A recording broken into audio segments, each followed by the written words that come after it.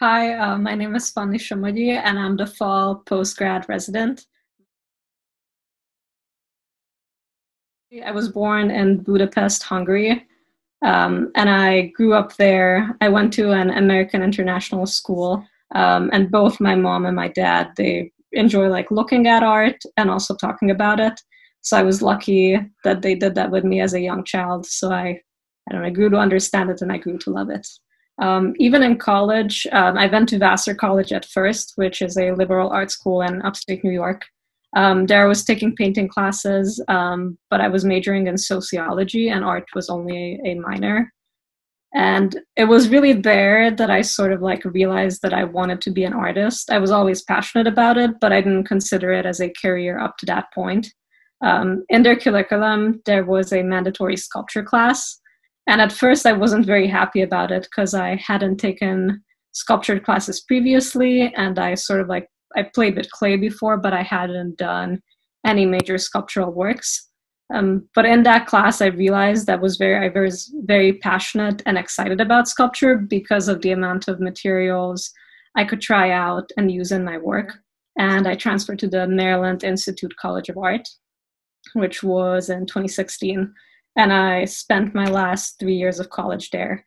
And their sculpture was my major. And it was really exciting because I got to explore even more materials. I got to learn woodworking and metalworking. I think one of my major themes that keeps coming up and was one theme that I started out with was distance and the connection of people and how distance affects those relationships and how it can affect intimacy. And one of my first sculptures at Vassar explored that, and it was a pretty large piece. It was a plaster casting of two legs that were sort of connected with metal rods that were bent in different shapes and forms, but they were connected sort of in like a convoluted way where it was like a network between them.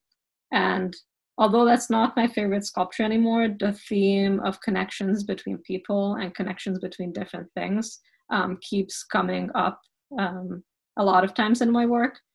Partially, I think that's because I'm far from my family. So a lot of times the only way to connect with them is through social media, and it changes the experience dramatically compared to like living in the same country and being able to like visit them regularly. One work that I'm still particularly drawn to is called Spruce System Static Flow of Infonutrients. And it is one sculpture that is biomorphic, and it's mostly made up of sprues, which are the metal casting tubes or the tubes that are used in metal casting. Initially, they are made out of wax, and you're supposed to connect it to the object that you're going to cast to be able to like lead the metal into it.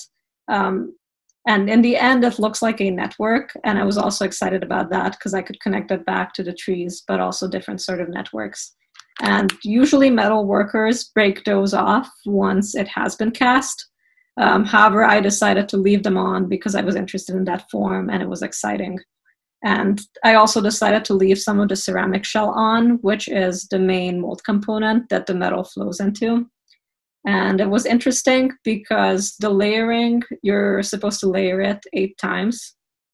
And the layering came up through it and was very visible once certain elements broke off, but most of it stayed on.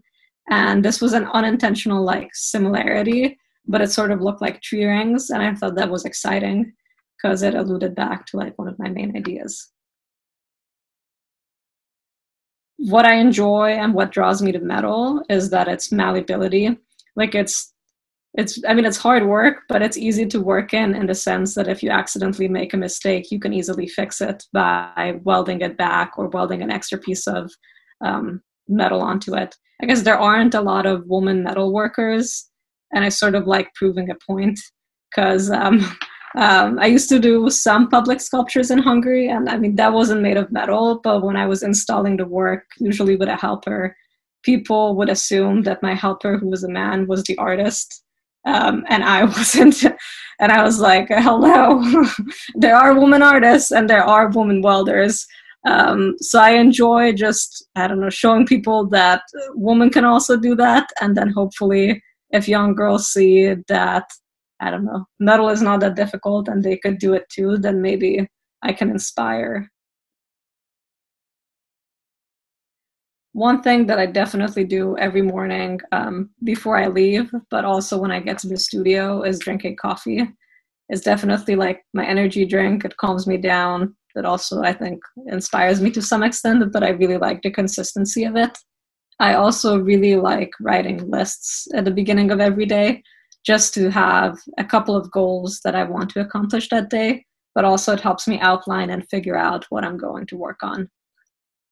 In the past couple of weeks, I have been mold making, so that has affected the way that I organize my days. I have to do a couple of layers of silicone each day, but they have drying periods or curing periods.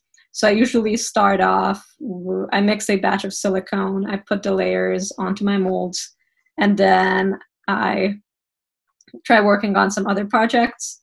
If I'm feeling too tired to work on something bigger, I usually start watercoloring, but that also helps when I'm like stuck or having an artist block. I just think of an idea or something that I have been interested in before, and I usually do like a little watercolor sketch.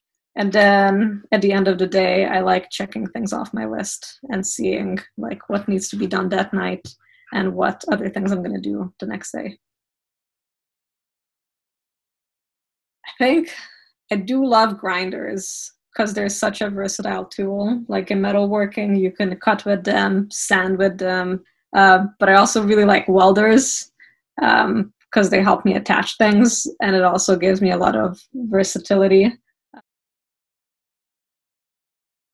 I'm probably going to sound a little crazy, but I just like listening to wind blowing through trees and also touching moss. At my residency at the Franconia Sculpture Park, I was doing landscaping as part of the residency while also doing my work. So I got to spend a lot of time outside. And their park is in a prairie, but they also have a foresty area. And I really enjoyed just being outside.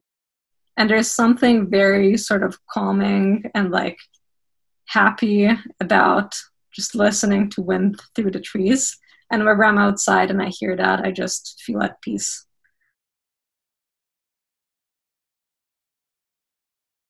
One thing that I wish someone told me was just go for it.